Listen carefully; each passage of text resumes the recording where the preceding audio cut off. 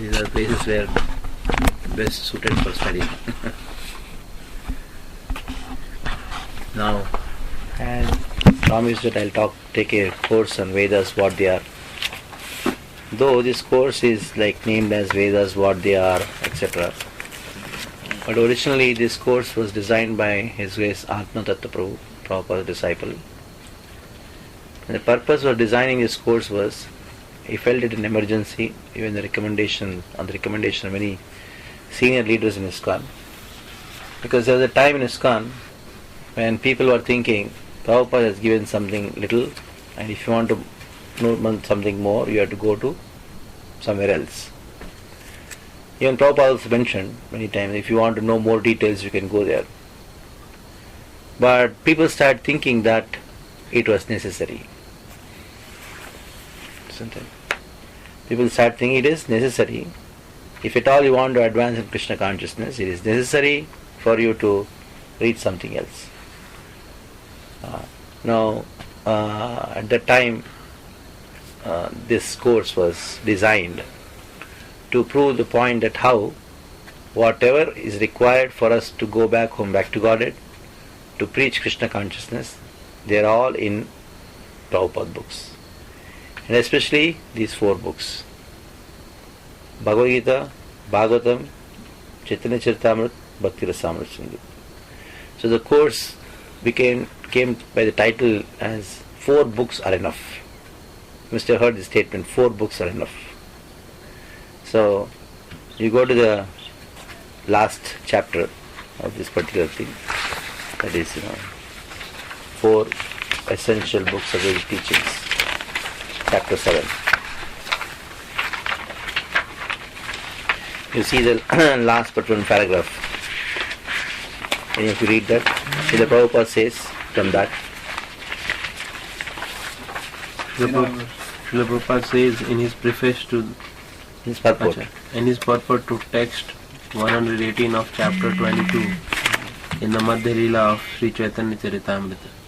In our Krishna consciousness movement, we have therefore limited our study of Vedic literatures to Bhagavad Gita, Srimad Bhagavatam, Sri Chaitanya Charitamrita and Bhakti Rasamrita Sindhu. These 4 works are sufficient for preaching purposes. They are adequate for the understanding of the philosophy and the spreading of missionary activities all over the world. Next. The whole ocean of Vedic literature is contained in these 4 books of Srila Prabhupada, as you have seen through these lessons. If a student sincerely studies these 4 books analytically and systematically, then these 4 books are enough. So this is where I'm supposed to conclude with this. But we started with this thing to show that what is the purpose of this thing. What is the purpose? It is not just to know what Vedas are. It is just to know whatever you want to know on the name of Veda. They are all in these 4 books. 4 books are enough. That is actually the caption for this particular seminar. So I will be doing not in the way like I generally do everywhere, because most of the things you know very well. So as we go, we will be more talking on different questions where you are going to ask. The whole purpose is this: you can take it at many places in small groups. So not only people will have faith that Prabhupada has given everything and in these 4 books are enough, but also when some people ask about some questions about Veda, Puranas, what they are, what is there in that, what is Rig Veda, what is that Veda, then you can give some idea to them. When you have some idea, then you can give some idea to them also. So that's it. So we start with these lessons. And there are some charts also at the end that also simultaneously we'll try to discuss those things. Okay? Go ahead. Read, somebody read. Veda means knowledge. The original knowledge is the teachings of the Vedas. In the conditioned state, our knowledge is subjected to many deficiencies. There are 4 defects that a conditioned soul has: committing mistakes, subject to illusion, cheating propensity, and imperfect senses. These deficiencies make us unfit for having perfect knowledge. Therefore, we accept the Vedas as they are. So we know this point very well because that is the thing which you teach. If you want to attend the phone call, you can attend. Be comfortable. You are all having a lot of responsibilities. You have 8 came, na? 7 came. 4 more. 2 are on the way. 2 more. Yesterday how many came? Yesterday we were 7. Acha. 4 more have just arrived. They are taking prasadam. Yeah. Well, peaceful. So Veda means knowledge. So some people ask this question, what is the meaning of Veda? Veda means actually knowledge. Now, any knowledge, how to steal, how to cook, how to construct, how to scold, how to use bad words. You name a knowledge, everything is knowledge, isn't it? How to climb the tree, how to plant the tree, how to cut the tree, how to kill. Yeah, anything. That's knowledge, that's Veda actually. It's not that this is Veda. But now, when some activity is done without the knowledge of the Veda, then that activity cannot be performed properly, even if it is cheating. Cheating is also activity. If it is not according to Veda, we say non-Vedic cheating, non-Vedic physics, non-Vedic chemistry, non-Vedic construction. It is not that the knowledge of construction is not in the Vedas, knowledge of architecture is not in the Vedas. Any knowledge, whether spiritual or material, that is actually coming from Veda. So when you say knowledge, as the material or spiritual, the original knowledge is in the Vedas. When there is misunderstanding, that is called false knowledge. False knowledge. Though somebody may do the construction, but if doesn't have the construction, knowledge of construction, only the literatures, that is a non-Vedic construction.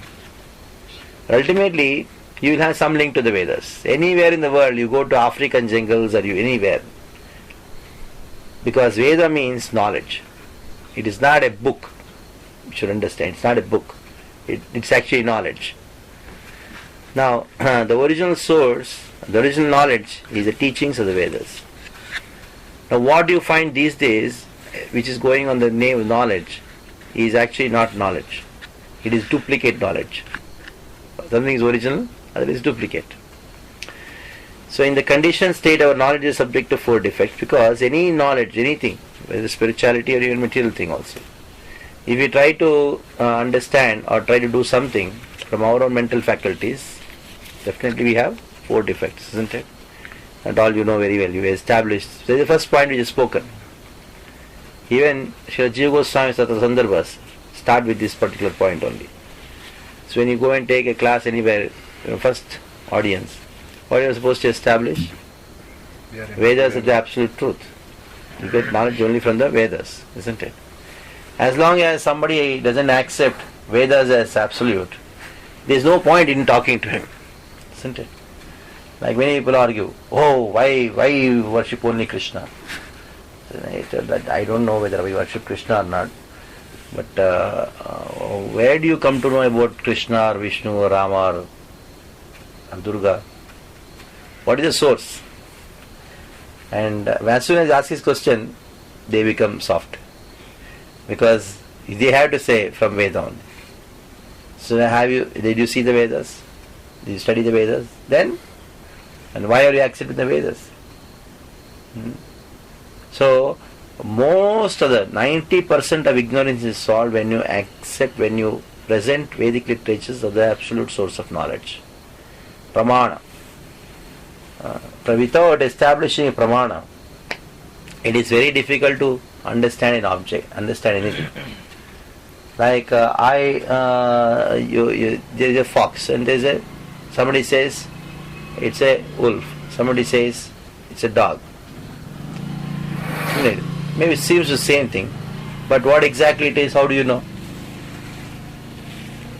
Only when the features are looked at, behavior is looked at, then only you come to know. There should be pramana, common acceptance. You say it is table, I say it is chair. Until unless we both of us accept one common dictionary, we'll be go on fighting, isn't it? That is why arguments have no value until unless we have a common thing where we accept. So that is why Vedas are to be accepted as they are, without accepting Vedic pramana or making a person convinced about the Vedas being the absolute truth. There is no point in talking anything to him. Like there cannot be a argument on whether you have broken the traffic rule or not with an American. Because in America you have to drive on the right. Isn't it? Something like that, no? Everything is right there. Right hand driving. There is a free right turn. Here you have free left turn, isn't it? Right and left.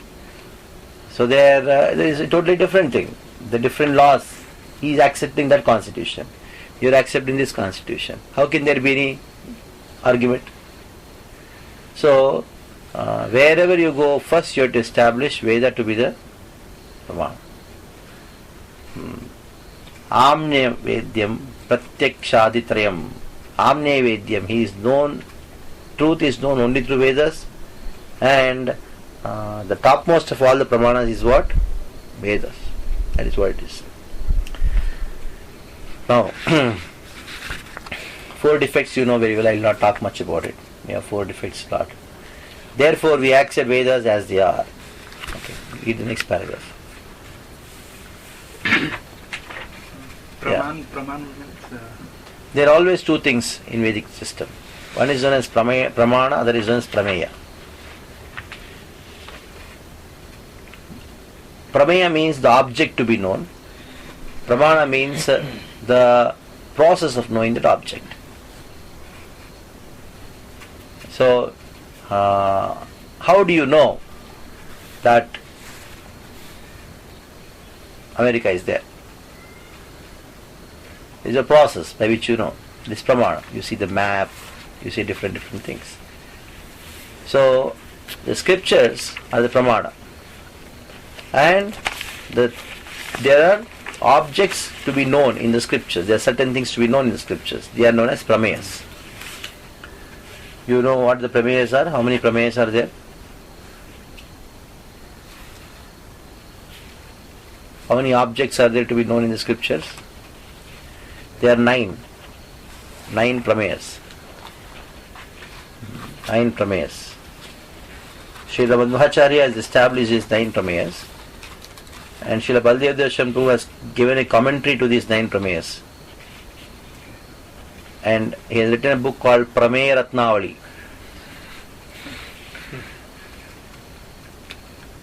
And Srila Bhaktivinoda Thakur added one and just modified one more to make it Gaudiya.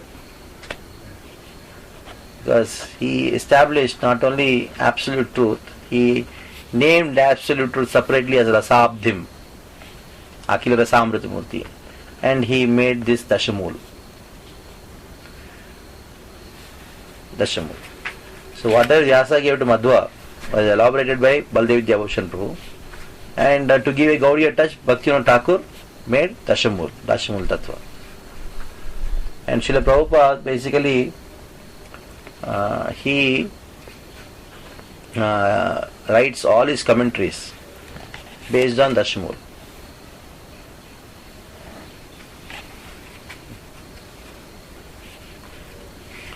So these are called prameyas, objects to be known. Like if I am coming to Talasai, what is the object to be known here? You can know about cows, you can know about vegetation, like that. If somebody comes with the object of knowing fashion designing,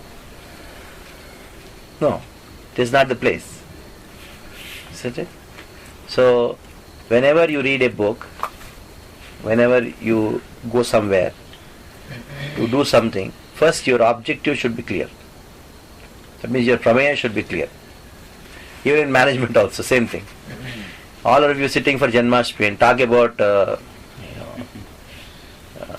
Brahmachari Prasadam, then what will happen?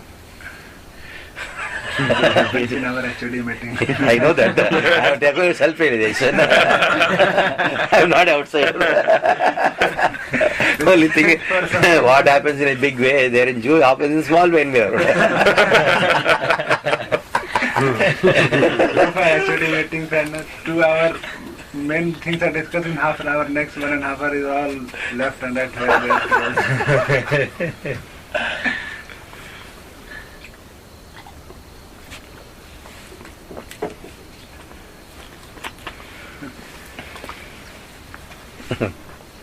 That's what it is. So there's Pramana and Prameya. So to know any object, you require a process.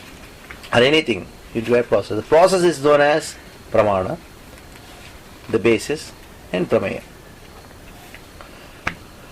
Okay? Vedas are apurusha, which means they are not compilations of human knowledge. Vedic knowledge comes from the spiritual world, from Lord Krishna, the Supreme Personality of Godhead. In the beginning, the first living creature was Brahma. He received the Vedic knowledge from Krishna. Okay, now Apurusha. What is the meaning of Apurusha? Apurusha means beyond Purusha. So they are beyond human origin. Vedas don't have human origin. Many people argue about this point that how Vedas are having a human origin. And this is the way the Britishers and the Western scholars, and they have corrupted the mind of the people in India. People in India, they restricted Veda to be God because if Veda says, it's accepted. Now what they did, Westerners, they did not say they are wrong. What they told, one great person has written it. Different periods of time, great rishis wrote it. So instead of saying, if you tell something wrong, people get angry. How dare you tell Vedas are wrong? No, Vedas are not wrong. Who told Vedas are wrong? They are very great, written by great sages at different periods of time.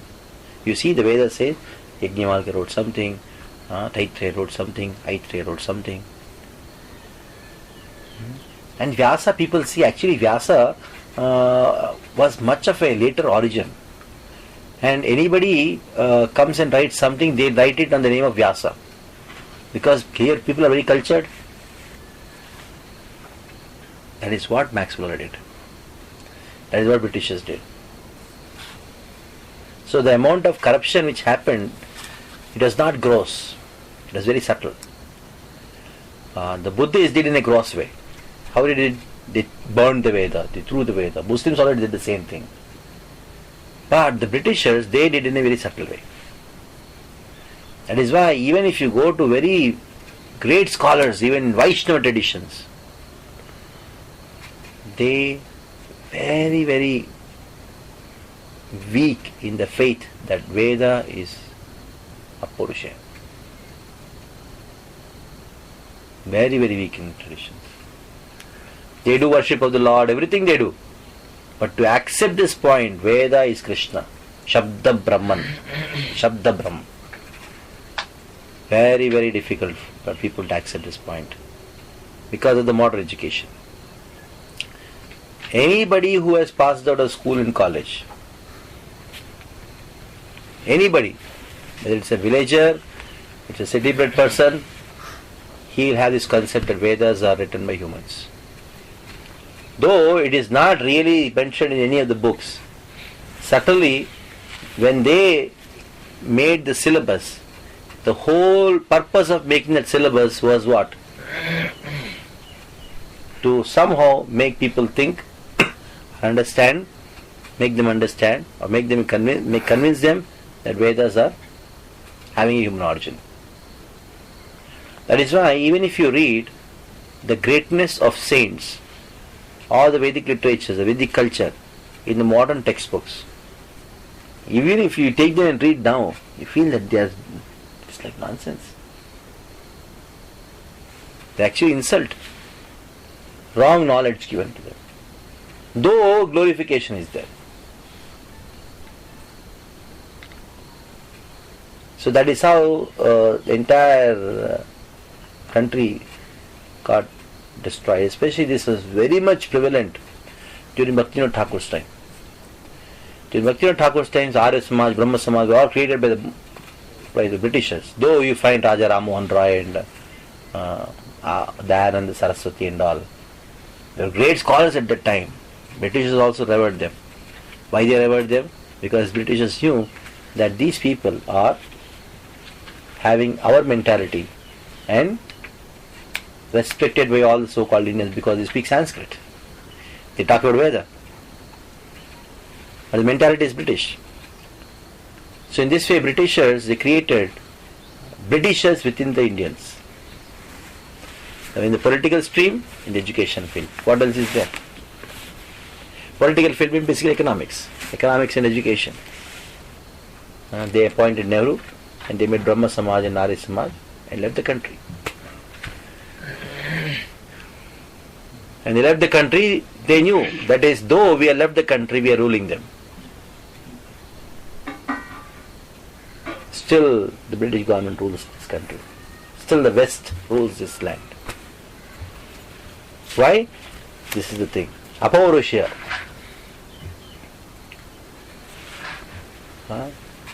There was one, there is a Mayavadi. I was hearing to his lecture because his Telugu is very good. So then, I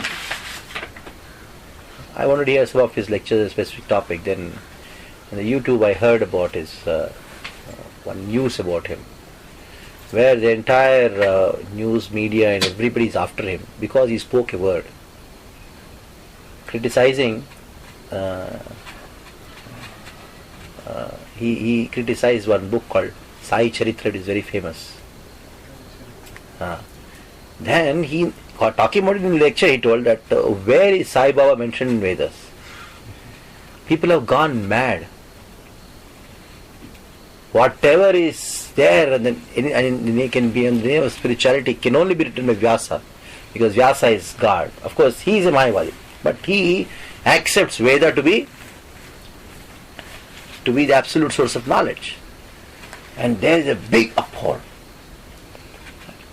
Big scholars from big universities, even, I'm very sorry to say, Tirupati people, they are saying he is hurting the sentiments of people. He told, and they are compiling his speeches and then seeing how he is hurting the sentiments of people. Because he established Veda to be absolute truth and Vyasa to be God incarnate, and it is absolute. So what happens is, as soon as you speak that Vedas are not Apaurushya, you just say great persons have written it. Now Gandhi writes something, then also it becomes Veda. He was a great person. Later on somebody writes something, it also becomes Veda. It is one of the great literatures. One of the great literatures. Like one of the great persons. Krishna is one of the great persons. So you in the religious circle, they bring Krishna to make him one of the great persons. And in the scholarly circles, they make Veda one of the great books. You remember I gave an example of like somebody goes to some Miss India or Miss Universe or some beautiful girl and says, "You're so beautiful, so beautiful. Actually, nobody is as beautiful as you." To summarize everything, buffalo is nothing in front of you.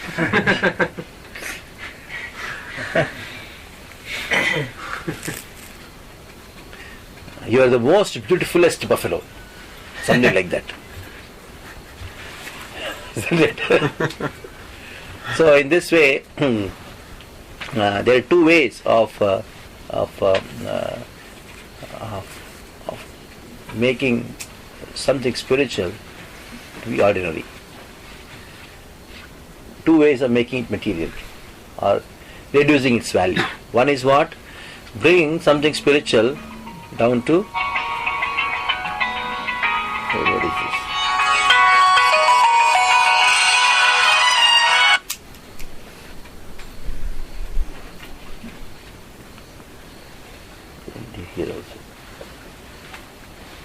broken. I don't have any balance. This roaming has come. Roaming also you can receive calls if the balance is not there. Maharashtra.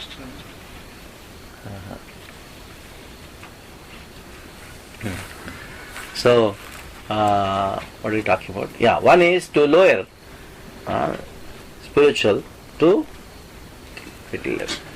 Other is to bring matter to. You say Krishna is a human, or you tell Somebody is Jiva is God. To make Jiva is God means what? You bring. This is one thing to reduce his position. Another is bring him Down. down. The same way to make this Veda to be this thing material. What they do? Either they say, "Oh, great literature, bring it down," or what they say, "Oh, whatever you say that is right. Yatomat tatopat." You bring it to the level of Veda. So in this way, this word Aporusha has been totally okay. So we are Avedas, which means that they are not compilation of human knowledge. Vedic knowledge comes from spiritual world, from Lord Krishna, the Supreme Personality of Godhead. Tene Brahmrodaya Adi Kave. This Brahman, this Veda is referred as Brahman. Adi Kavi. In the beginning, the first living creature was Brahma. He received the Vedic knowledge from Krishna. This we know very well. This is the first point which is spoken in the Bhagavatam. That is, Janmadhyasito Anvayatitaschartesha Vigneswara Tene Brahma Hrudaya Adikavi. In this word, Brahma refers to Veda, and Adikavi refers to Brahma. Many have this idea. Tene Brahma Hrudaya Adikave. Brahma, in the heart of Brahma. What is Adikavi? Brahma, Lord Brahma has been referred in this verse as Adikavi. And the word Brahma there refers to Vedas. You know in Bhagavad Gita where Krishna refers to Veda. Veda has been referred as Brahman.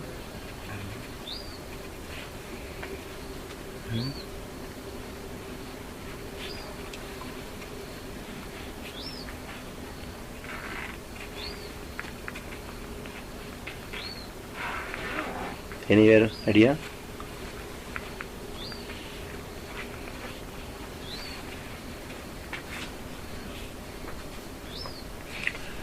Annad bhavanti bhutani. Remember that verse? Parjanyad anna sambhava.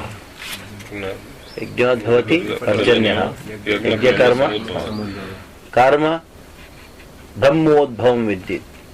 Brahmakshara samudbhavam. Tasma sarvagatam brahma nityam yajne pratishtitam. Yeah, the Gita. Take this. Right hand. I think it's the third time telling you.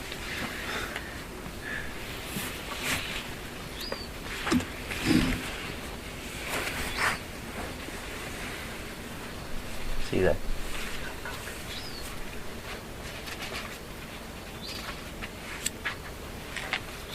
$15.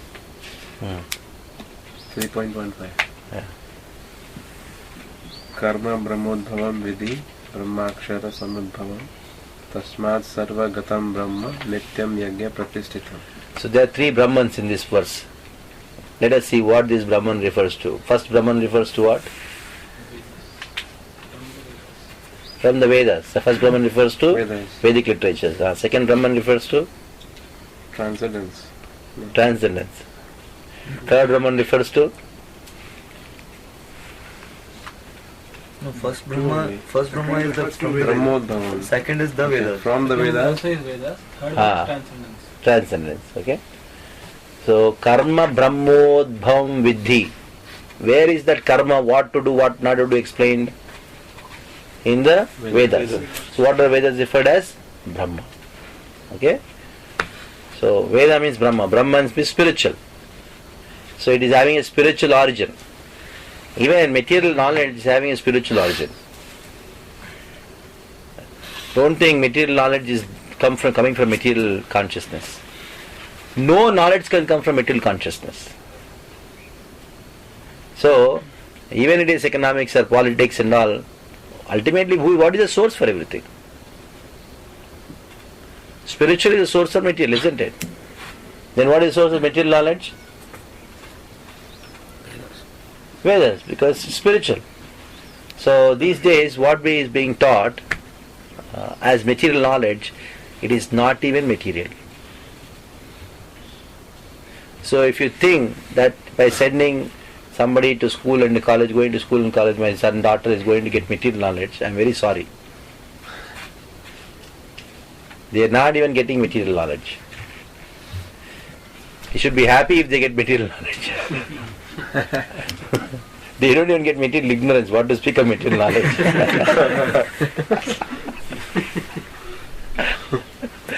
Even at least if some material ignorance is there, there is hope of getting material knowledge. Isn't it? They don't even get material ignorance for that. What they learn is only slang, that's all.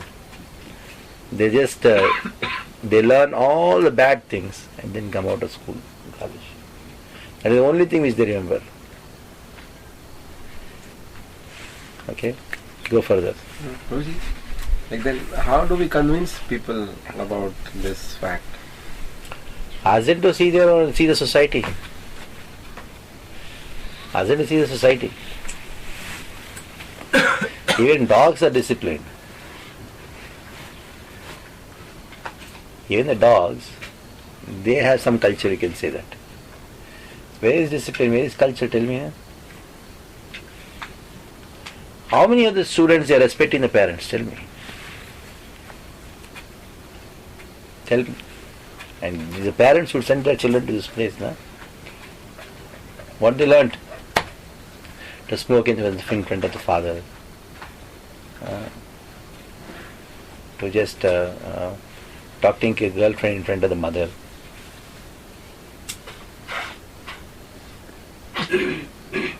Even the fathers would not talk to wives in front of mother.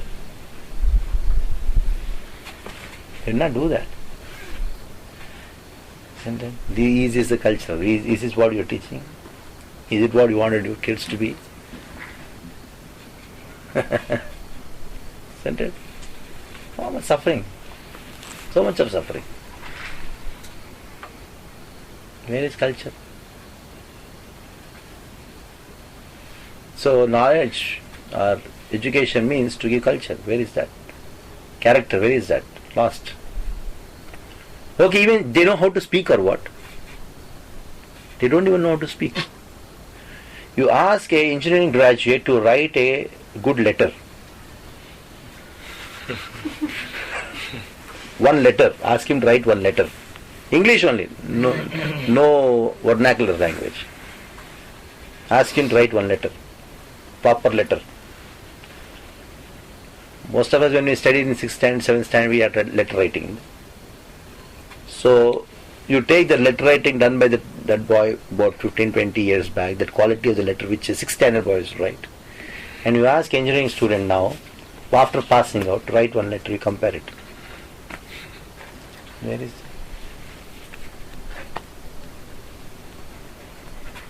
No.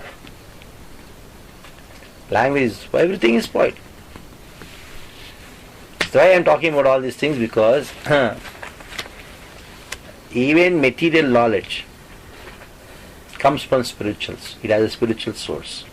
So material knowledge learned from a spiritual source is the topmost. That is actually knowledge.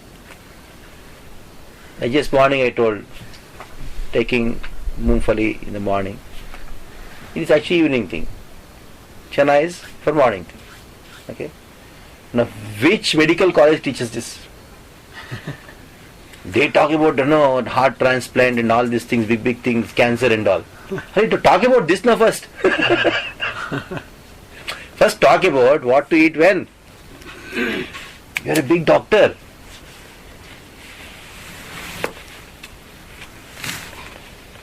Okay, forget about it.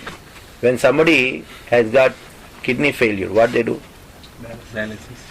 They put on dialysis. Okay? When you are doing dialysis, you put him in air-conditioned room. Okay?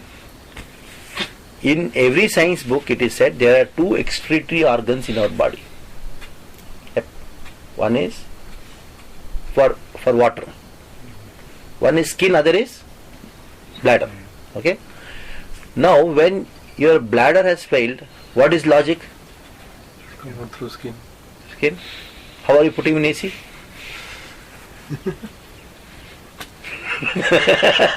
Isn't it? That means what? You are fooling everyone? You want to make money?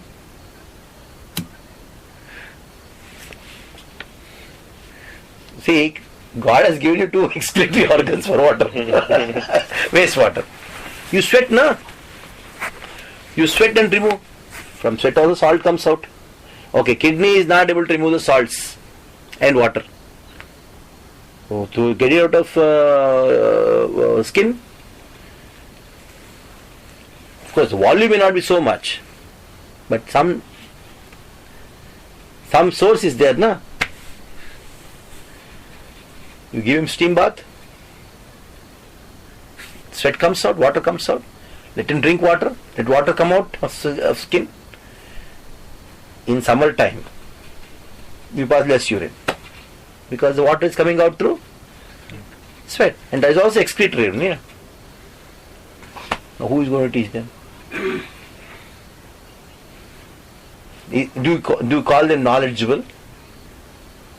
After so many years of study, this is what their understanding is? Simple logic. They may argue so many things, but it is logic. Logic is also all kinds of proofs, one of the pramanas. Isn't it? Prabhuji? So, now you understood?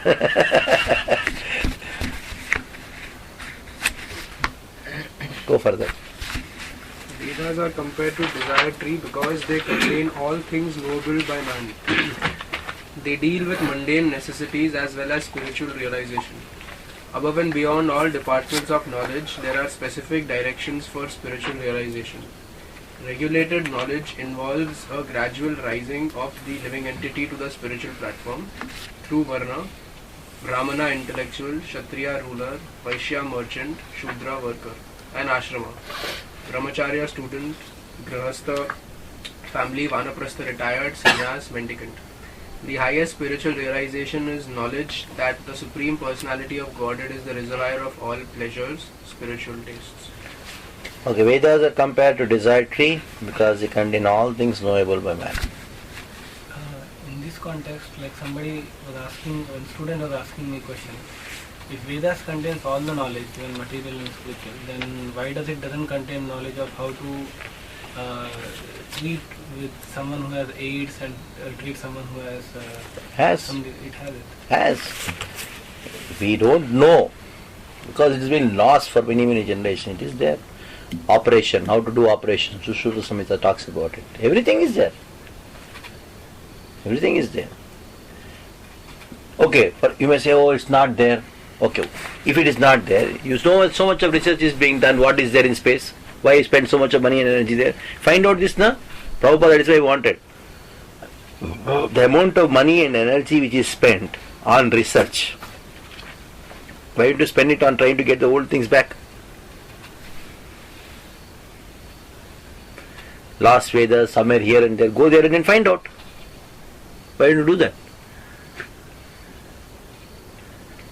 You are not sitting idle because it is not there, because you are doing some research, getting there, doing all kinds of things. Put that energy here. Why don't you do that? The subject matter of research. Something is lost for generation, should go to the person, find out, learn from him, maintain it, preserve it. So that is a very important task of all Iskcon devotees, according to their own capacity, to preserve it to the next generation. To preserve, like you have treasure. What do? You preserve it for the next generation, isn't it? That is what people do. So the knowledge is also the greatest treasure. Now it is our responsibility to preserve it. Now, even in farming, now somebody gets a genuine seed, good seed. At least the papaya tastes papaya. That seed should be preserved. Seed bank should be made. If you start doing that, then in future people will expand it. For example, we are discussing this thing, okay? So, what I am doing by doing so? Most of you know what you are speaking here, but presenting in such a way that this can be preserved.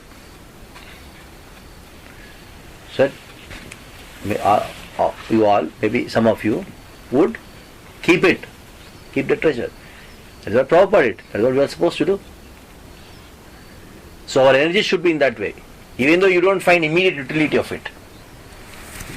So though we don't find immediate utility of a particular thing, but you have to preserve it. Like gold.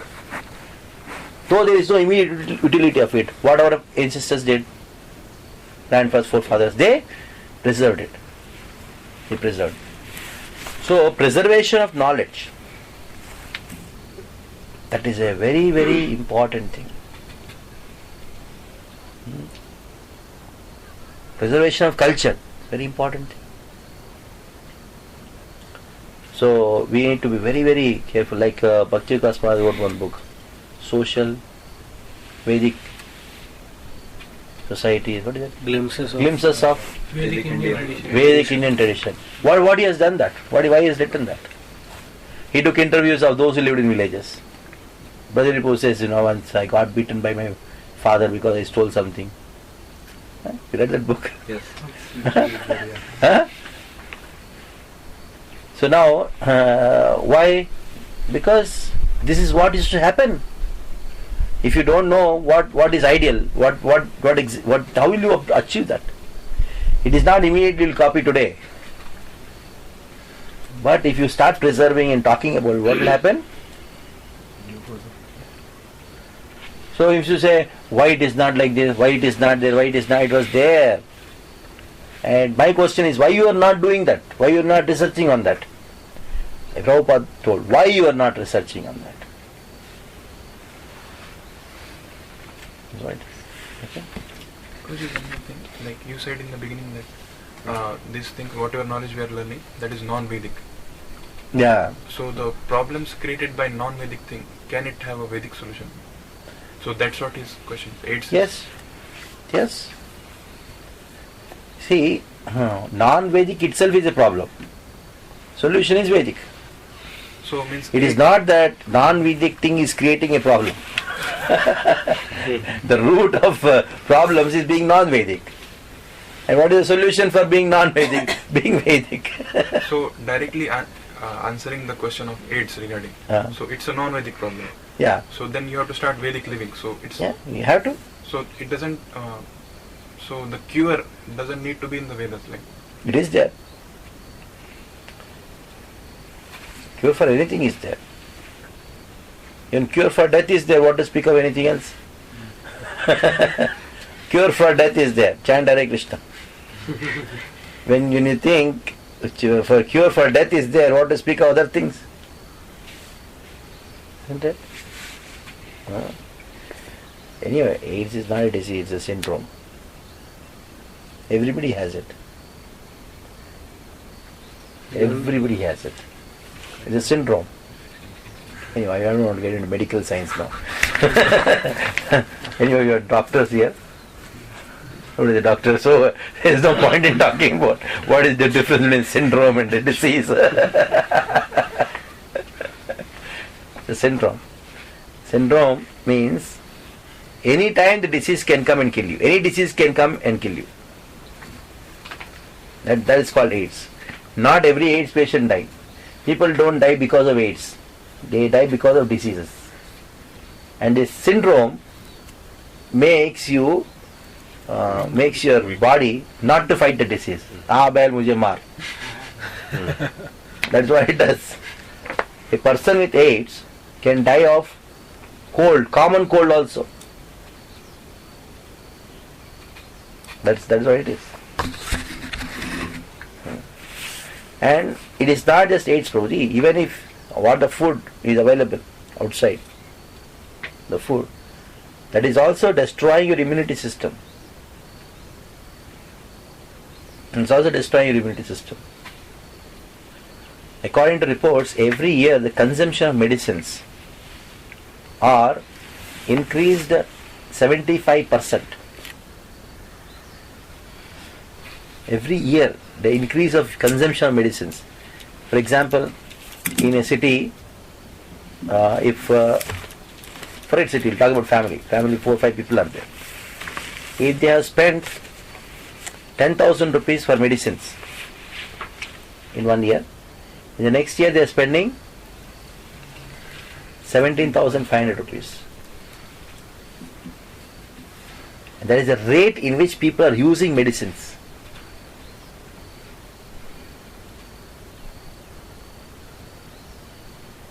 Why? If the medicines are curing diseases, why the use of medicines are increasing?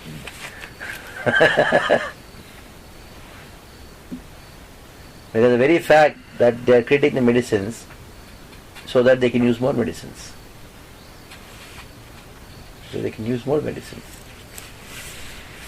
Tell me a person who doesn't use medicines outside. Hardly very few. Tell me a house where there are no medicines.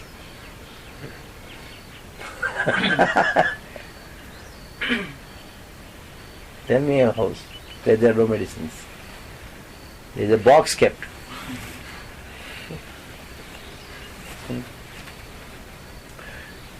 Going to a doctor was an event in my childhood. Oh, doctor, big thing. Now every week they go.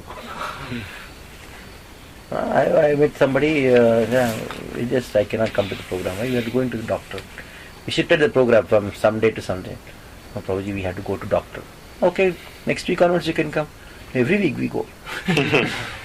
We go for shopping. On the way we meet our doctor, our family doctor, we meet and come. So what is this?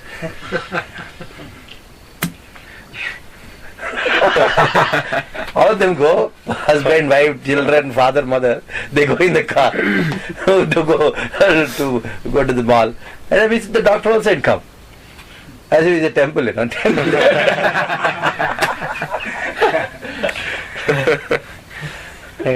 Every time he gives some medicine to someone, he has to come, so he has to give something. If they don't give, he's not a good doctor.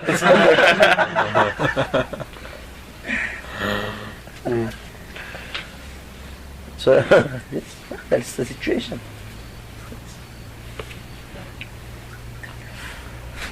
Okay, further. Vedas are compared to desire tree because they contain all things knowable by mind.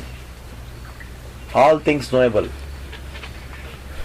They deal with mundane necessities as well as both. Above and beyond all departments of knowledge, there are specific directions for spiritual realization. Regulated knowledge involves a gradual, spiritual knowledge means regulated involves a gradual raising of living entity to spiritual platform through varna and ashrama. The highest spiritual realization is knowledge of the personality of Godhead, reserves all pleasures of spiritual taste. Sarva Rasasar. He is the embodiment of all rasas. Akila Rasamrita Murti, Raso Vaisaha. So now basically there are two categories of knowledge in the Vedas. One is known as Paravidya, other is Aparavidya. Apara means what? Material. Para means what? Transcendental. So the transcendental subject matter in the Vedic literatures are also of different categories, but ultimately it lands up or it ends in understanding Krishna, the Supreme Personality of Godhead. So understanding Krishna is the topmost or the essential feature of all Vedic literatures. Okay, go further. Right now, modern education and modern science, these are the means of doing everything, even medicine and all, as we were discussing. So, until we can prove that through Vedic processes, like some Aparavidyas, like once you were telling that your grandmother could invoke the Ashwini Horas, if until then till that time we cannot establish Vedic tradition in a big way. So is it necessary for devotees to learn Apara Vidyas also? When you say devotees, it is like this. A preacher of Krishna consciousness need not know the details of deity worship. Yeah, somebody who's doing a deity worship, he should know it. Okay. Like a devotee is there who can teach Bhagavad Gita and Bhagavatam, he should do that. He doesn't have to go and become a doctor and do that. Once a devotee wrote about was saying that I want to learn Ayurveda and Prabhupada told not required. He did not do that. If somebody is already into that, his livelihood will being a doctor, then he should do that. He should prove that. See, one devotee cannot do everything. It is not that everybody has to study Ayurveda, somebody studies Vastu, somebody studies Jyotish. Whatever is required, whatever is the propensity, then they can do it. It is not that it has to. It is not that tomorrow you start learning Vastu. But if you are already into architecture and all, there is nothing. It is good that you learn what is Vastu and then do it. But definitely, as a preacher of Krishna consciousness, you should speak about it. Speak not in detail, it is good. Like for example, if some patient comes to you, instead of directing him to Tata Memorial, you direct him to Valsad Gomutra cure. Valsad also there is one hospital which cures cancer by Gomutra.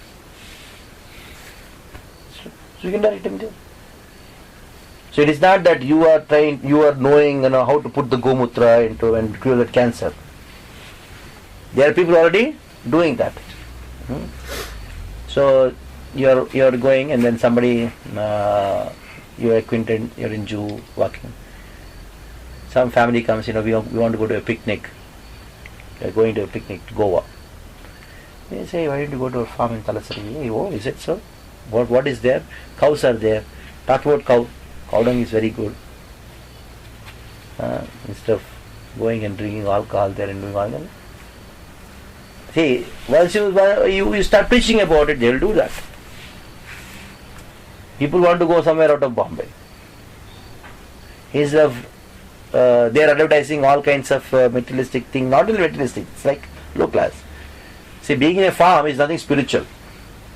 But at least goodness, at least they will come and hear Krishna's name. You talk about cows. Children want to go to zoo. See animals, which are in the cage. See birds in the cage. Why you want to see birds in the cage? See the birds flying in the open field.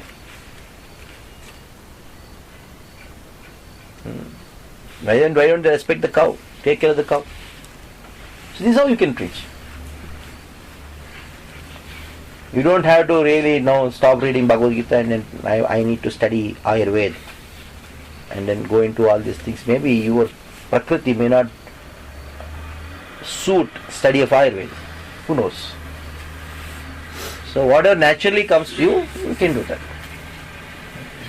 People think I know Ayurveda, but I don't know.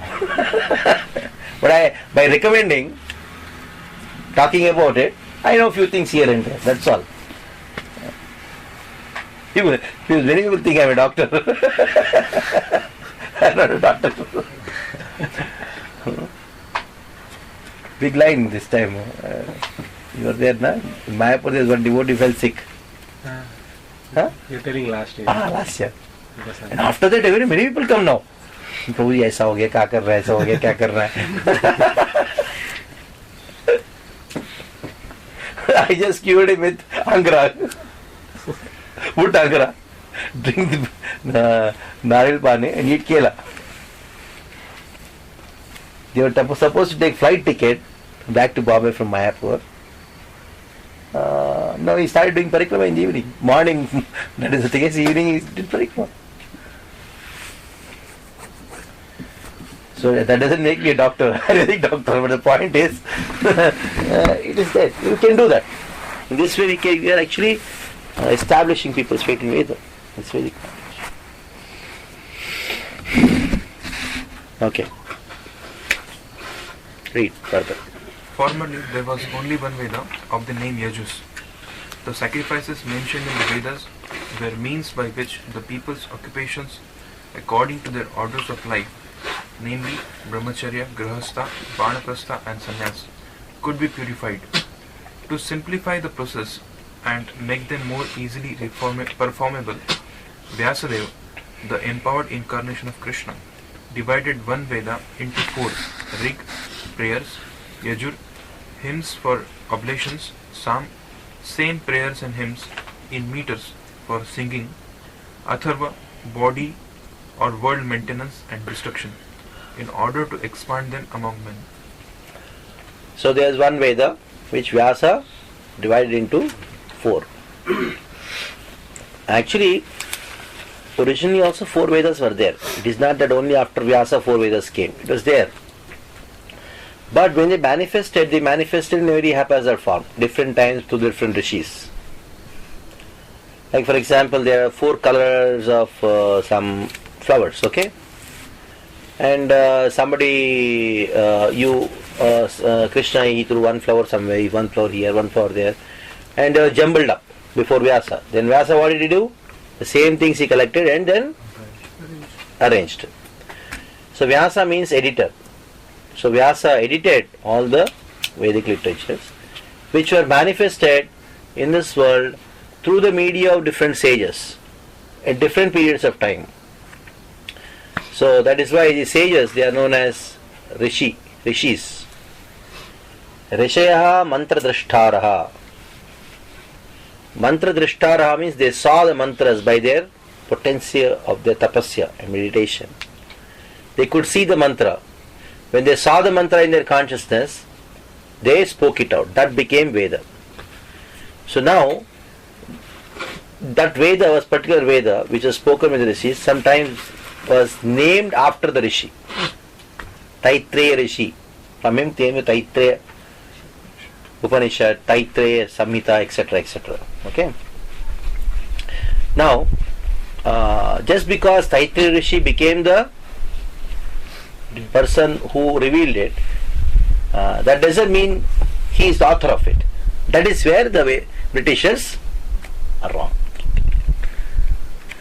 He is not the author of it. It's only a revelation done through.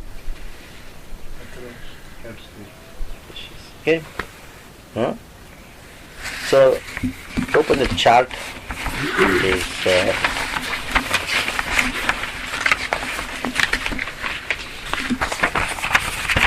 This chart. Krishna, Narayana, Brahma, Veda.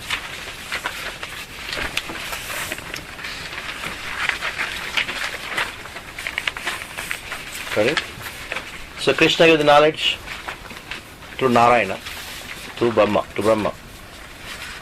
So originally the Vedas were known as Yajus. Yajus means Veda. And from these, Vyasa came and divided into 4. What are they? Rig, Yajur, Sama and Atharva. Okay. Now again, each of the Vedas are divided into 4 sections. What are they? Samhitas, Mantras, Brahmanakas and Aranyakas. Yeah. What is said as mantras, there you can write in brackets Upanishads. Samhitas, Brahmanakas, Aranyakas and Upanishads. Okay. Now, what are Samhitas? Samhitas are glorifications, are different deities.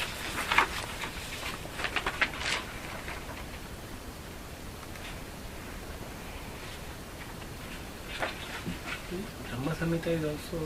No. Brahma Samhita comes under Smriti. It is a separate scripture. I'll talk about it. That part will talk.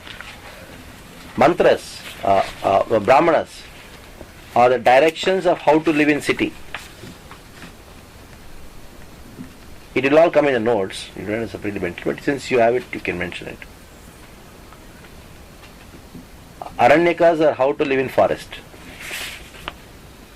The word itself suggests how to live in forest.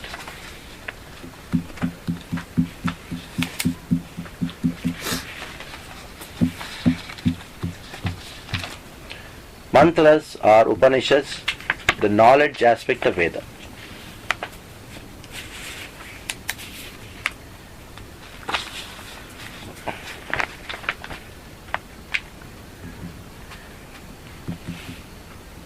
So in these 4 Vedas, there are total 1130 chapters.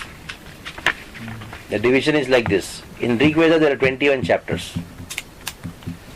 In Yajur Veda there are 100. It is written there down. Just see the table. Sam Veda there are 1,000. Atharva Veda there are 9. Vyasa, after compiling these 4 Vedas, means doing the compilation, he handed over these 4 Vedas to 4 disciples. Rig Veda he handed over to Pali. Yajur to Vaishambhara. Sama to Jaimini. Atharva to Angira. This you will find in Bhagavatam, 1st canto, 4th chapter.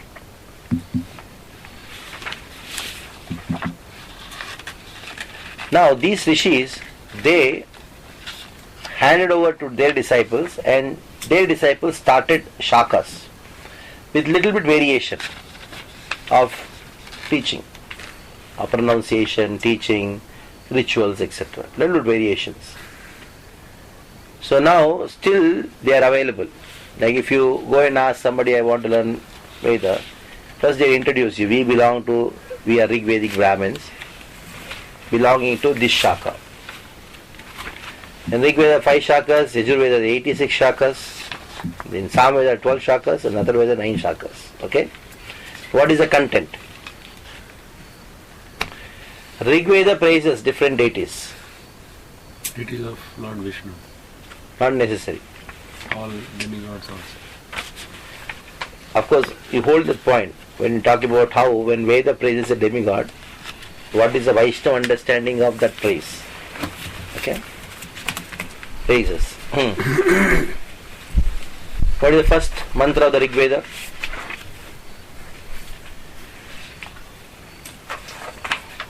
When you do a sacrifice, what is the first thing? First, Om. Hari. what is the first mantra chanted? What do you require to do a sacrifice? Fire. Isn't it? Huh? Without fire, can you do a sacrifice? So first mantra you have to chant is to invoke fire. Earlier the Brahmins were so powerful, just by chanting this mantra, fire manifests. They would not require matchstick and all this hangama. Agni mede purohitam yajnasya devam richudam, like it goes. You see any sacrifice or Sevatuli Prabhu does? First he chants this mantra. The first deity worshipped in the Rig Veda is Agni, because first he has to invoke. Now, Yajur Veda talks about how to perform the sacrifice. Means every act is a sacrifice, how to perform it. So they talk about how to cook, how to make the mandala, how to make the agnishala, how to make the reception for Brahmins, how to make the reception for kings. Everything. You name it is there in the Rig Veda. So it's very big. So in Sam Veda, Yajur Veda. Yajur. And there is what? Sama. Chanting. Sam Veda is actually the same mantras of Rig Veda, chanted in a very melodious tone.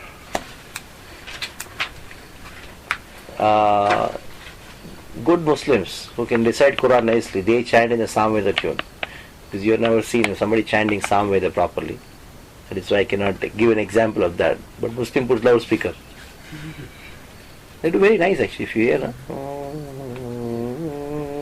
It goes on. So, a small line goes for maximum 15-20 minutes. They just go on doing that. It's one line. There is Sam Veda. Krishna says, I am among all the Vedas, I am Sama. So it's very nice to hear Sama Veda. Atharva Veda talks about all sciences. Only 9 chapters. Only 9. 9 chapters, that's not so important. That is when Bhagavad Gita Krishna says 3 Vedas. You remember where did he say? 7th chapter. Huh? Rig, Yajur, Sama, Evacha. What did it say?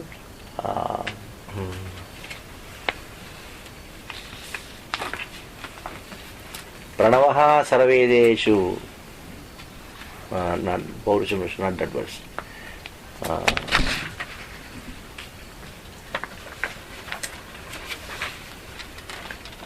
Vedyam Pavitram Omkaraha Rik Sama Yajurevacha.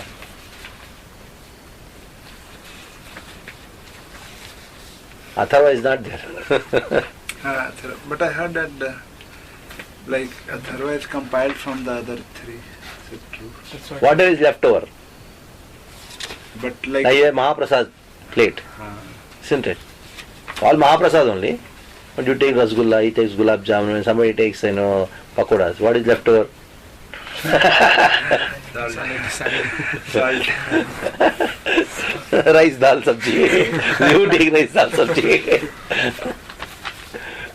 It's like that. Got the verse? 9.17. 9.17. Read the full verse. Pitaham Pitamasya jagato mata data pitamaha Vedyam pavitram omkaraha Rik sama yajurevacha. Yajureva. Atharva not so important. That's important. It's not like you cannot say it's not important. Rest over. Let rest. Say, rice dal sabji is also Mahaprasad. You can sit closely. You sit on top if you uncomfortable. This Gemini, I was hearing Tamal Krishna Maharaj somewhere he was telling that Gemini deviated some philosophy. It's Karavimamsa. Is the same Gemini or different? Same Gemini. But they are all done by will of Krishna. Otherwise Karavimamsa philosophy would not come. So that's the All the philosophies. We are going to talk about 6 systems of philosophy. It's come, everything. See, this booklet contains everything in nutshell. Any question can be. It's like formulas. It will come. We hold the question at that time. Now, there are different priests who are in charge of different particular Vedas. Whenever your yajna goes on, you require 4 kinds of Brahmins. They are known as Hotra, Advayur, Udghata and Brahmana. So there are different priests. Everybody has got different service to do. Hotra means Swaha, one does Swaha. He chants the mantra and does Swaha. Because mantras are there in the Rig Veda. Okay. Advayur, Yajurveda. He talks about everything is kept properly or not. Everybody is received properly. All the objects are purified. The mandala is made properly. He is always running around, seeing things, arranging things. And Samveda, he is chanting, so that even though there are many mistakes happening anywhere, this chanting will take care of Krishna. Samveda chanting goes on. Brahmana is the one who is like the Yajman, means who oversees everything.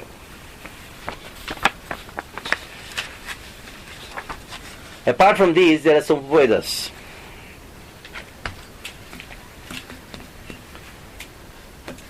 Upavedas under Rig Veda is Ayurveda. Upaveda under Yajurveda is Dhanur Shilpa Stapetya Veda. Upaveda under Samveda is Gandha and Atharvaveda is Grahyaka. Now, you have only total chapters in all the 4 Vedas? 1,130.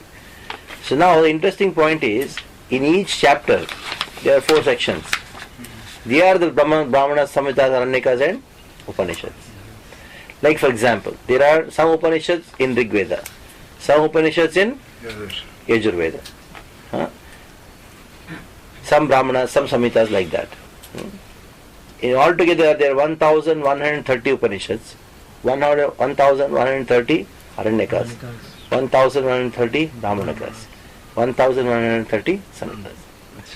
Like you have Taittiriya Upanishad, this Taittiriya Samhita, Taittiriya Aranyaka, Taittiriya Brahmana. Okay. So now, in all those 1130 chapters, let us see how many are left. Out of 1130 Samhitas, how many are left? 11.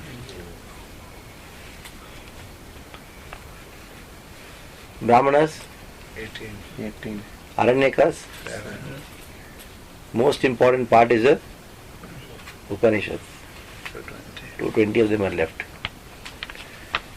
Because this foreigners, Britishers and Muslims and Mostly destroyed by the Buddhists. Burned. 90% of destruction happened during Kalinga Ashoka, whose chakra we see on top. Middle of the flag. And the same flag people say, Hindustan ki jai, Mera Bharat Mahan. Hey, you were raising the flag and the person who destroys the Veda is there. The 24 spoked wheel, that is representing the 24 aspects of Buddhism. So, don't think only Muslims are destroying, Christians are destroying. Ignorance is bliss. Bharat Mata ki jai, and you raise the flag. What is this Bharat Mata ki? The person who destroyed the country.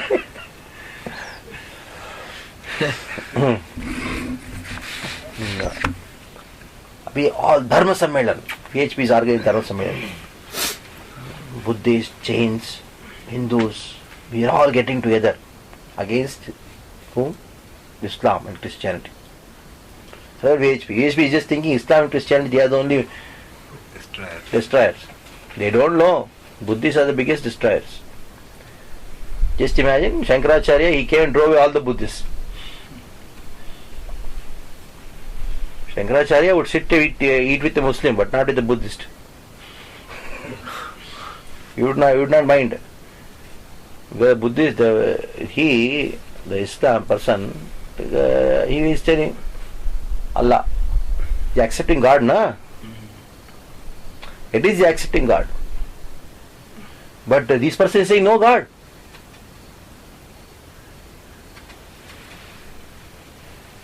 This person is saying no God. And he is saying Vedas are wrong. Muslim doesn't say Veda is wrong.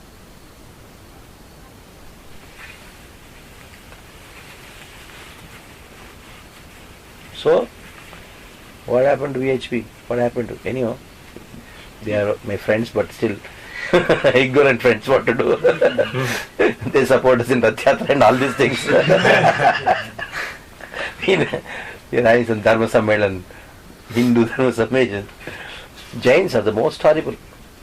I don't say Jains, Jain philosophy, because Jains don't know what is their philosophy. When somebody came to Bhaktivinoda Thakur, then he told, I am a Jain. Then Bhaktivinoda Thakur, yes, what do you have to say?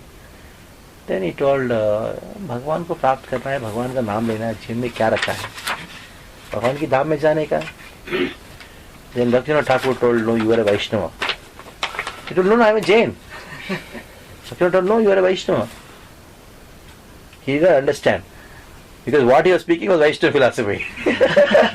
He had to chant the name. They're going back to Godhead. Bhagwan, Bhagwan. 10 times he's telling Bhagwan. Whereas Jain philosophy is atheistic philosophy. Just see. Jain and Buddhists are similar. They are brothers. They are not exactly brothers, they are cousins. They make temples for what? Huh? Inside what is there in the temples? Even they don't know. Even they don't know.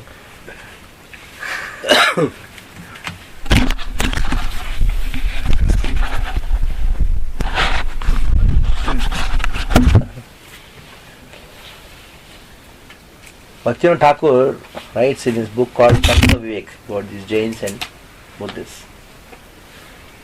When this Karmakanda philosophy, like by Gemini, Karamimamsa, it was spreading like anything, and the Brahmins started misusing the Vedas. Then generally the lower caste people, they see Brahmins are misusing, their faith is lost. Still they go on serving because Varnashrama is very strong. They are finding an opportunity. When are we going to find some alternative? Because what happens is, the preacher of Dharma is like representative of God. When he does something wrong, the followers will lose faith in God. So people lost faith in God. At that time, there were two people, one from Kshatriya dynasty, other from Vaishya dynasty. They became powerful leaders, and they were invested by Asuric potency, by the will of Krishna. Without Krishna's will, nothing will happen. So all the Kshatriyas, they accepted Sakya Simha, who is named Gautam Buddha, who was from the Kshatriya line. All the Vaishyas, they accepted the Jain. Both are atheists. And why the atheism became prominent? Because of the Brahmins misusing the Veda, who were actually supposed to be representative of God. Then people's faith in God lost, and they thought, no God. Very convenient philosophy. No Veda, no God. That's how it spread. The Buddhists, do they have any book like Many. Buddhist philosophy? Many books.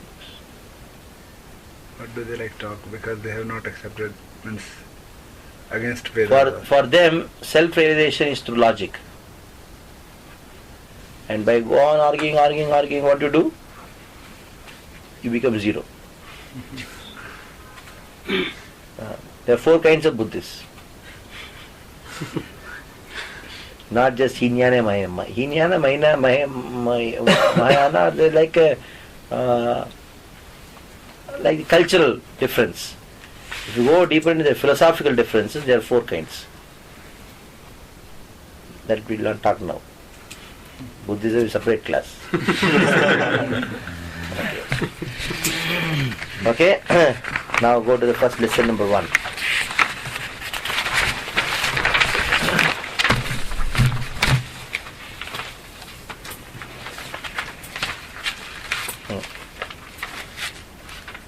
There are 6 aspects of knowledge in the Vedas known as Vedangas. Lesson number 2. Sorry. Thus the original source of knowledge is the Vedas. There are no branches of knowledge, either mundane or transcendental, which do not belong to the original text of the Vedas. They have simply been developed into different branches. They were originally rendered by great seers. In other words, the Vedic knowledge, broken into different branches by different disciplic successions, known as sakhas, has been distributed all over the world. No one, therefore, can claim independent knowledge beyond the Vedas. Okay. Anywhere in the world, you go to African jungles, you're doing some rituals. And it's also Veda, but lost, corrupted, or somehow misunderstood.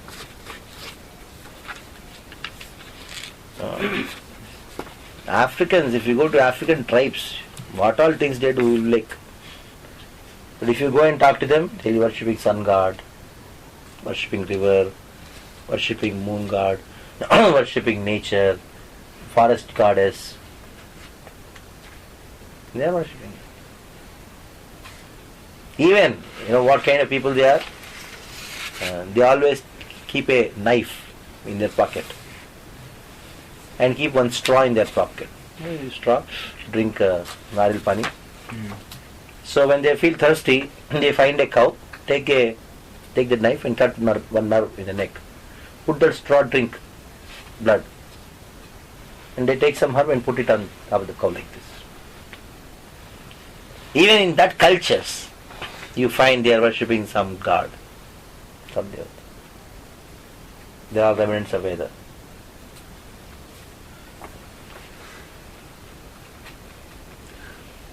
Even in those cultures.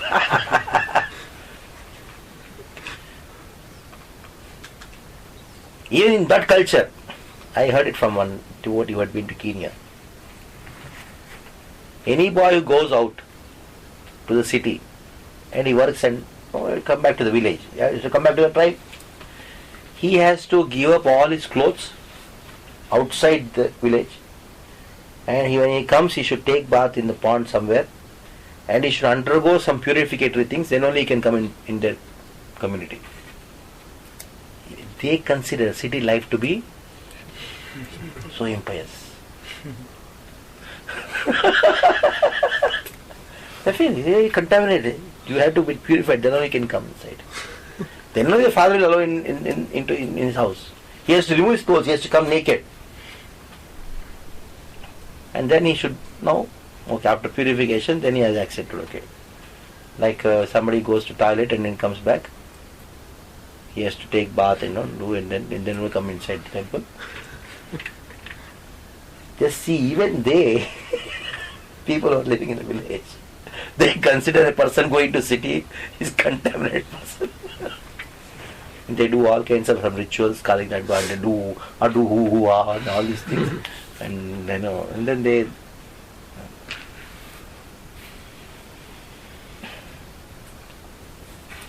this I heard from one of the, because he used to work in a temple, that Negro, and he told, I'm going to my hometown. Then this devotee asked him, you were going just like that, without you were not packed your bag and all? So they did not allow me. Then he told, what happens? He told, this is what happens when I go. He cannot take anything. They don't take Mahaprasad and all this, they don't take and distribute all or nothing. So that is how the tribe has maintained their culture. And they would not kill a cow. If the cow dies, they will eat it. But the Britishers who went and taught them killing animals and eating, slaughtering them. Many devotees come to our temple from Kenya because our here president is from Mira Road only. All the transit, Mira Road is a transit point for all the devotees who go to Kenya and come from Kenya. Almost West Africa. All the West African countries are managed by Maharaj. See, all his disciples are there. Anand Prabhu is also the president of Mombasa. He is from Mira Road temple. So they all tell the stories of different African people who are doing that. The tribes. So, so this is what all over the world, I'm just talking about that point, all over the world, has been distributed all over the world. No one therefore can claim independent knowledge beyond Vedas.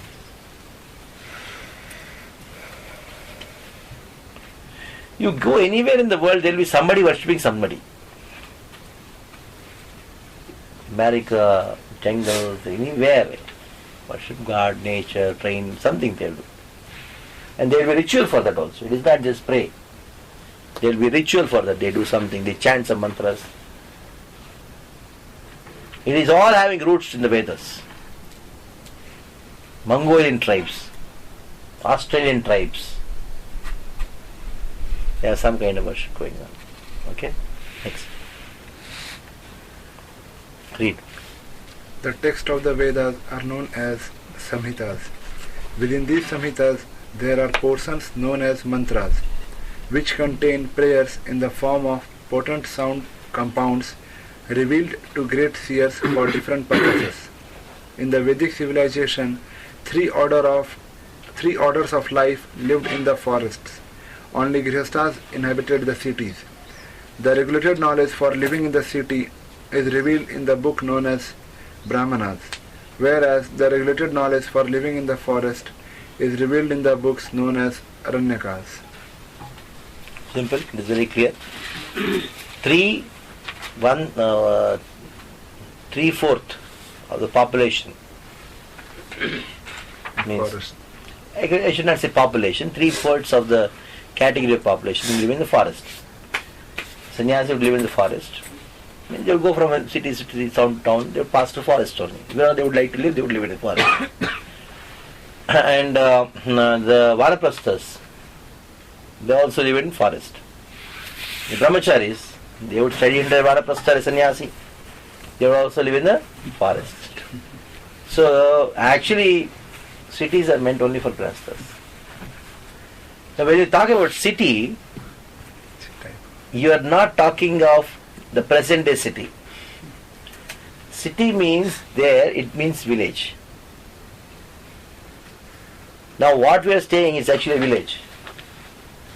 This is meant for Grahasthas. Like Prabhupada told Grahasthas, farms are meant for Grahasthas.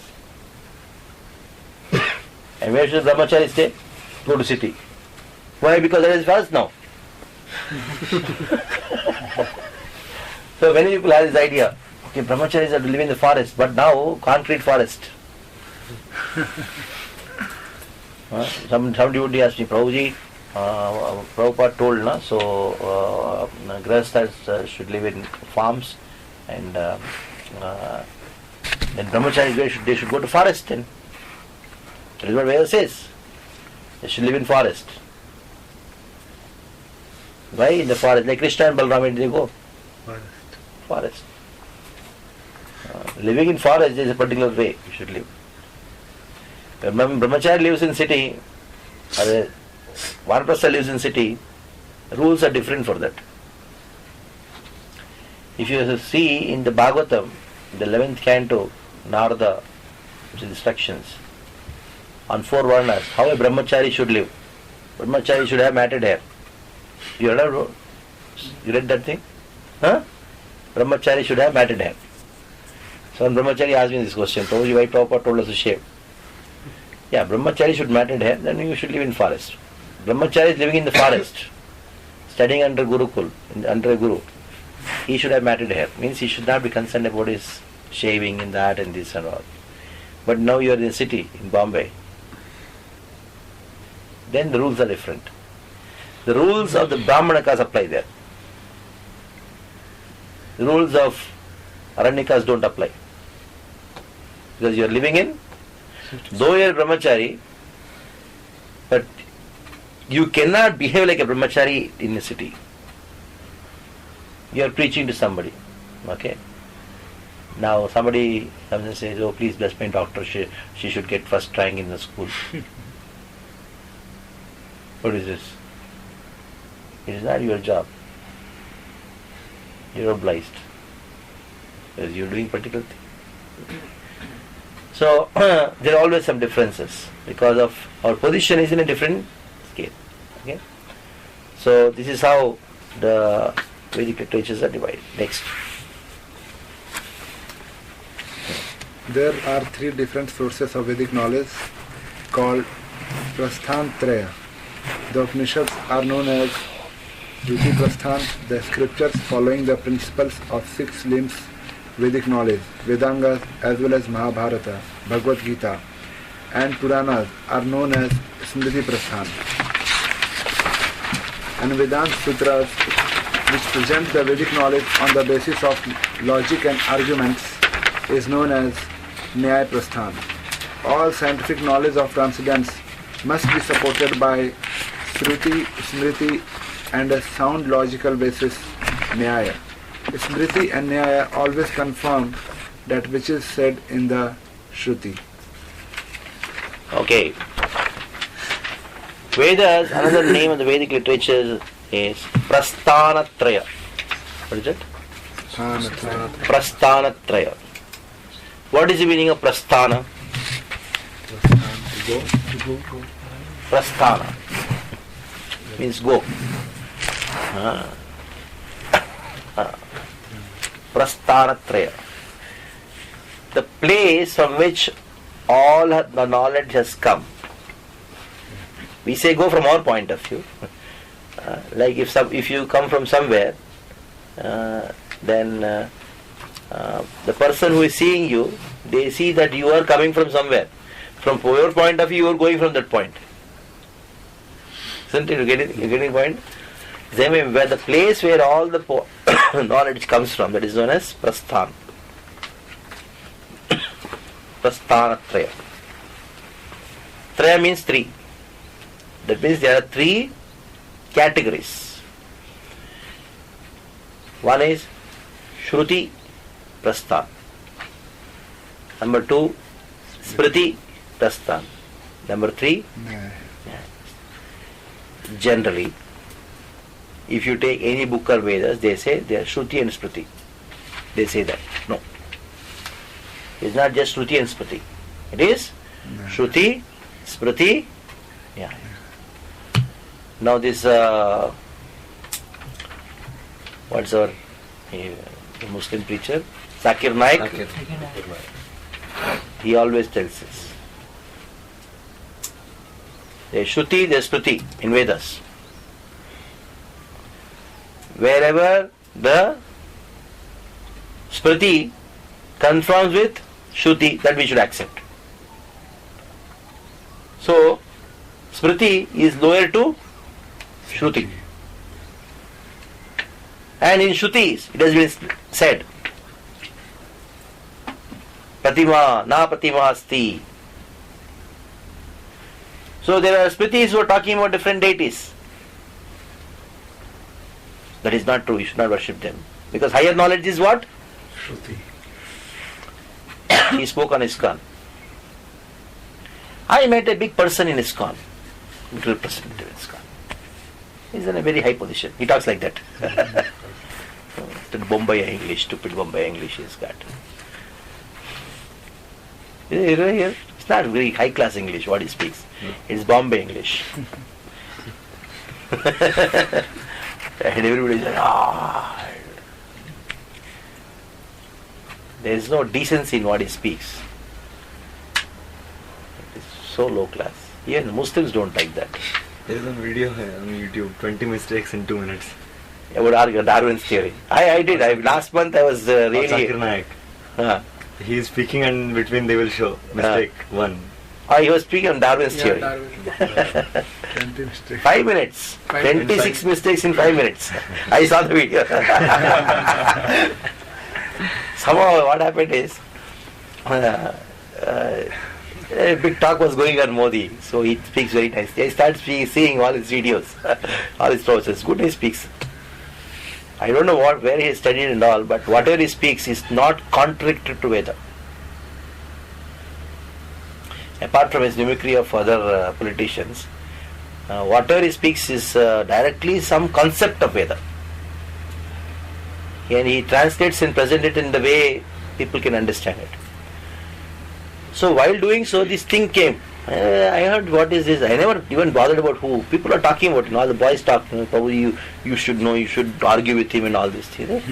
Then I clicked one thing, then I saw he was like, he's speaking and quoting this, that. Then one video came on Iskcon. He spoke something on Iskcon, so let me see. Then he speak. Then he started telling, I told him, there is Smriti and Shruti. Then he was dumb, he was not knowing. Iskcon, for them, Bhagavad Gita, that is topmost. But Bhagavad Gita is part of Mahabharata. Mahabharata is part of Smriti. So there is something higher to that.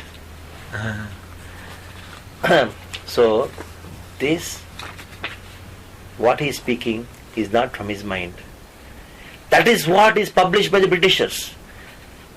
That is what is published by Arya Samaj. And that has entered the brains of practically every scholar in India, so-called Vedic scholar in India. And he is speaking whatever they are speaking.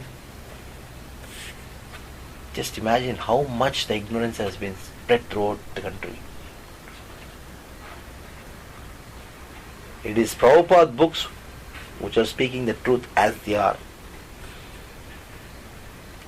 The amount of ignorance, the Vedic ignorance, I am talking about this, on the name of Vedic ignorance which has been is so much, so prevalent that it's very difficult to get people out of this mind, out of this kind of consciousness. And if you argue with him, he'll say, "This book, your book says, Hindu book says." You see, this Rajagopalacharya is told. Do you think you are scholar than him? He says that Shankaraj told. This Saraswati told. Even your scholars from some Banaras University says. Vishwa Hindu Parishad, he quotes somebody and says he's saying that. Then what will you say?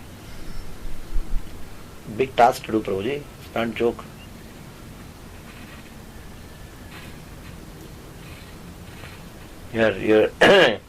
We are supposed to deal with such people who are actually propagating Hinduism, but it is going anti to them.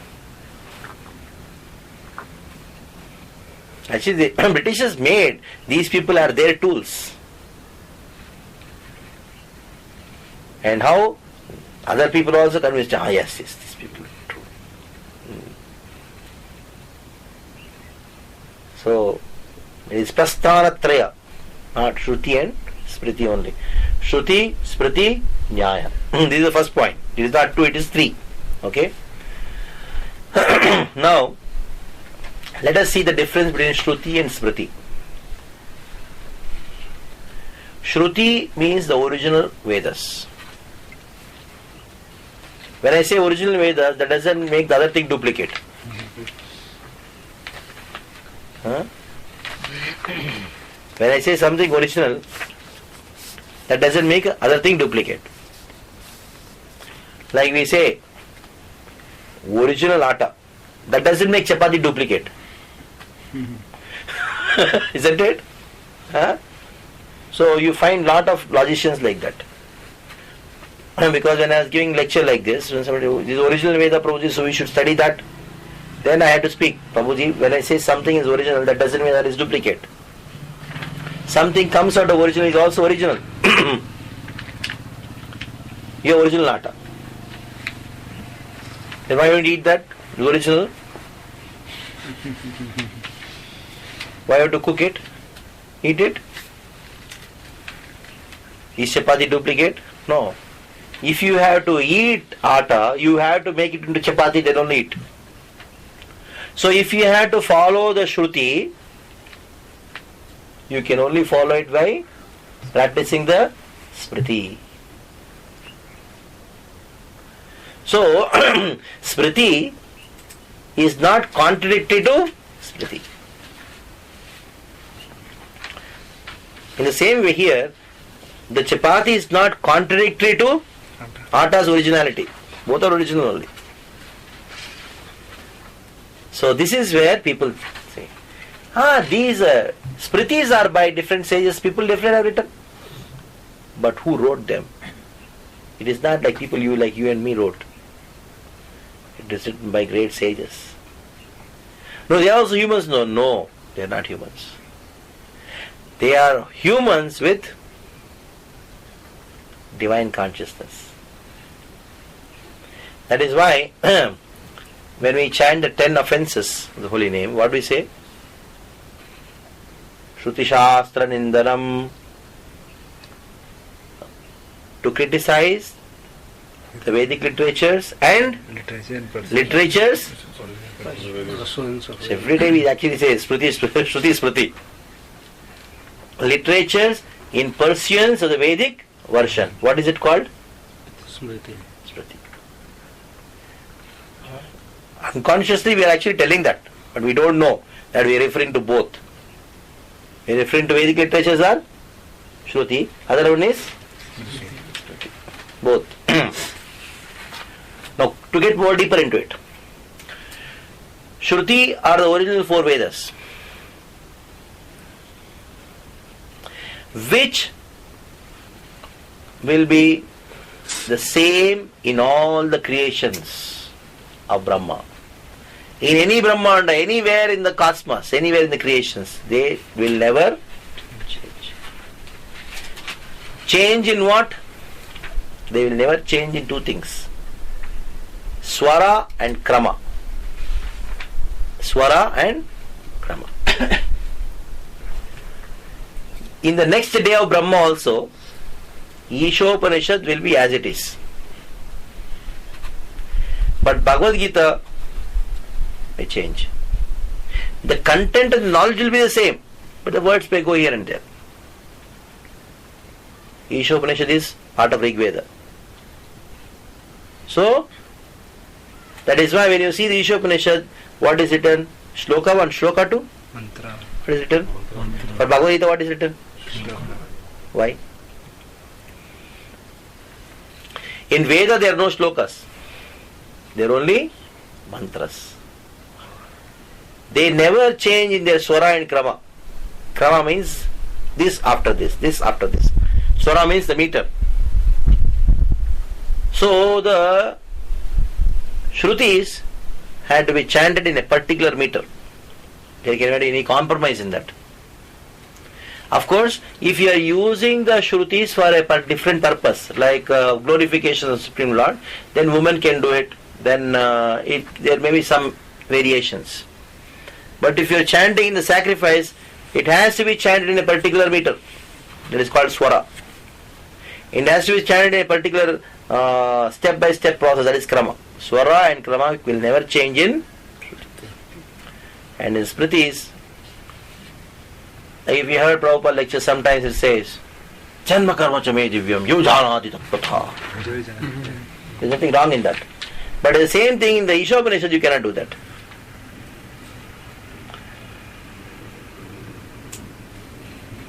Okay? Now, why are there two? Why can't be one? The reason is this thing. The reason is the Shrutis, they give only instructions. That means they talk about what to do. They talk about what? What to do. Now, when you hear about what to do, what is the next question? How to. And how to do can only be explained by an example of someone who has done it in the past. That is where the story comes. Now the stories in the Puranas are not just some time pass. They are explained, they are written, they are described only to put up this point of to explain this question of how to do. If you tell how to do just theoretically, it will not work. You have to tell it with a example. You have to think of Krishna at the time of death. How to do? Tell Bhishma story. Then people, yes. That is why the understanding of the Shruti becomes more clear in Smriti. Yes. In Shrutis, why is it that the impersonal conception of God is brought out more from Shrutis than Smritis? Like, if Smritis is what is reconfirmation of Shrutis, most often people who are Mayavadis, they bring out their references from Shrutis and say that this is what God is impersonal. Like that. Yes. Because in the Shrutis, both the personal concept and impersonal concept both are there. It is not that only personal concept or impersonal concept is there. Both are there. There is a particular way the Shrutis are spoken, especially the Shrutis, the Upanishad. You are talking about the Upanishad part of it. It is very important, before you grow a garden, put the fence. Don't put the fence after putting the garden. First you have to do what? First put, what did Prabhupada say? As soon as you purchase the land, put the boundary wall. Once you put boundary, then you do whatever you want. So, the Shrutis, they put the fence. They put the boundary. Putting the boundary means what? To establish that the Supreme Lord is beyond the modes of nature. The Supreme Lord is not material.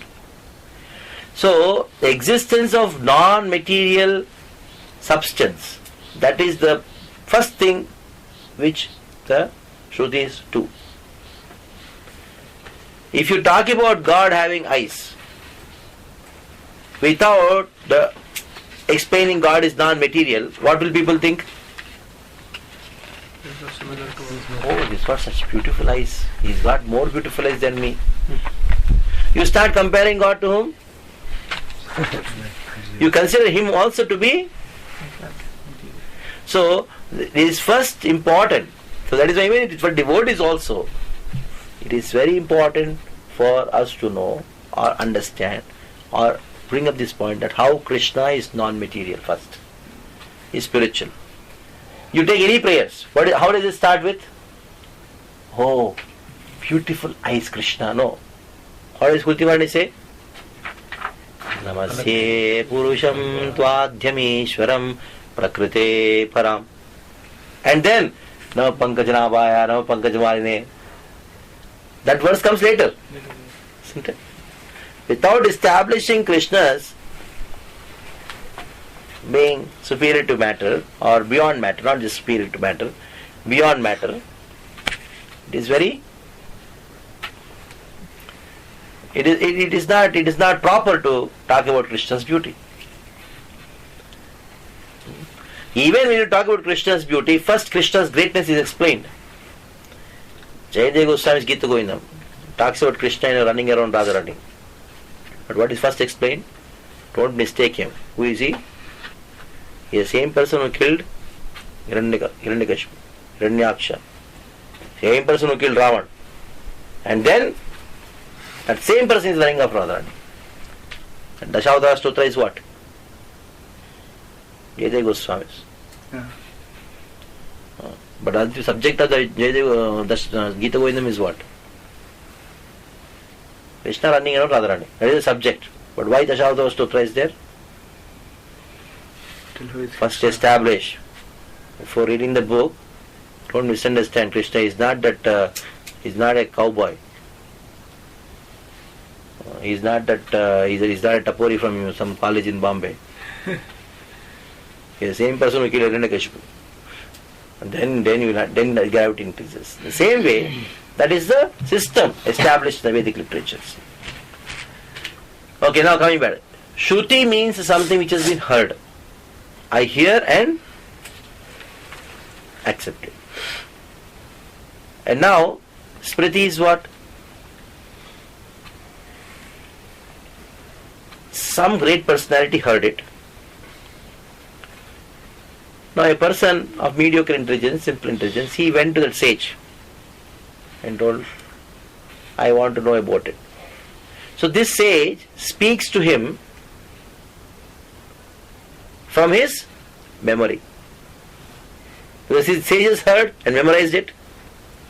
And from his memory, befitting to the person who is inquired, he speaks it out. That thing coming out of the sage for a particular purpose of this person is called Shruti, Smriti. Smriti means memory. Shruti means heart. Now you know why Shruti is called Shruti, why Smriti is called Smriti. For example, some young boy comes to says, I want to get married, I want a good wife. How to get a good wife is already mentioned in the Vedas. But this sage, for this particular purpose, from his memory of all the Vedic literatures, he compiles and then speaks out for that particular person. You do these things, you will get a good wife. And that becomes what? That book, what is spoken, what for his memory, that becomes Smriti. So these are the basic difference between Shruti and Smriti. Okay, now we take one example. The Shruti says you should think of God at the time of death. Yasmin vijñāte sarvavedam vijñātam bhavati. Other one? Eti mrutyumeti. What is that verse?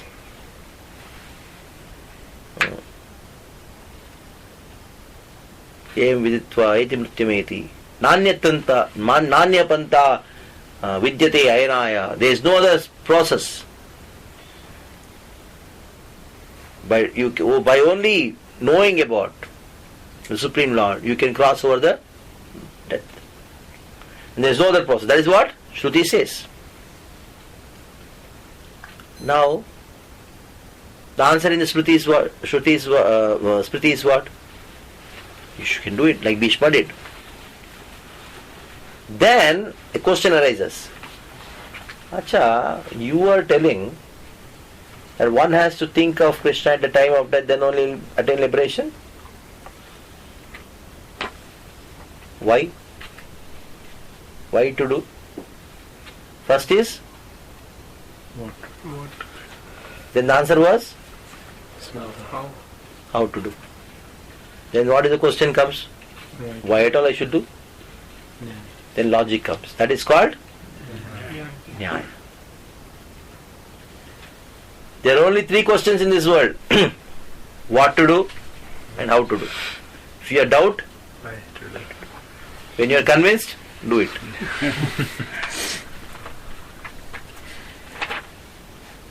So that is the way the Vedic knowledge has been divided. Shruti means what to do. Smriti is How to? Nyaya is Why? seminar is over. No. The details of what Shruti is, what Smriti is, what Nyaya is, what are different categories of scriptures in that is from lesson number 2 onwards. Read the last paragraph and we'll finish for the first session today. We'll start the second session. What is the time now? 11. Oh, it's only 2 hours of class. Vedic injections are known as Shruti. From the original Ved Samhitas up to the Upanishads are classified as Shruti. The additional supplementary presentations of these principles, as given by the great sages, are known as Smriti. They are considered as evidence for Vedic principles. Understanding the ultimate goal of life is ascertained in the Vedanta Sutras by legitimate logic and argument concerning cause and effect. Okay. Yes. So we take half an hour break and we'll start. 11:30 is okay? 11:30 we'll start. 11:30 to 1. 1 o'clock you can go for lunch.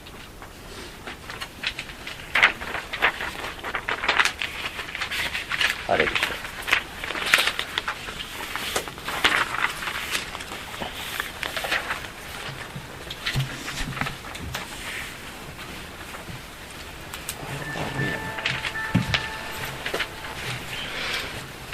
What is Shankaracharya's stand on Smriti? On? Smriti. Shankaracharya's stand. What does he? Without Smriti you cannot do anything. Shankaracharya had a problem in Nyaya. Nyaya Shastras. He cannot deny. He's an Acharya. How can he deny? In Nyaya he established that how, even though the Smritis talk about personalism, that personalism which is spoken is originally impersonal. This personalism is also bound with the modes of nature. That is his philosophy. So he accepts it and then asks further. He cannot reject. So he gives a different understanding. Shankaracharya is high class Prabhu. If you want to debate with Mayavadis, you debate with the Mayavadis who studied under Shankara's philosophy. Debating with these people, like I said, told na, is low class. Why you talk to low class people? One who rejects a particular part of Veda, even though there is Tantra Shastras, Tamasic Tantra, black magic, all these things, we don't accept it in a sense, we don't accept it is of some use for us. That doesn't mean this is we don't say it is all wrong. No. It is given by Lord Shiva. Who are you to tell they are wrong? It is not of my use. I got Bhagavatam. I never criticize that too. Next, when you will be available, Prabhu? And because Shruti Shastra Nindanam. This I told when somebody told me Vastu is bogus. I told Krishna is a fool. He's a fool, that is why he gave you. He has given, okay, for you, your utility is bogus. Don't say that it is bogus. Hare Krishna. Yeah, I Okay.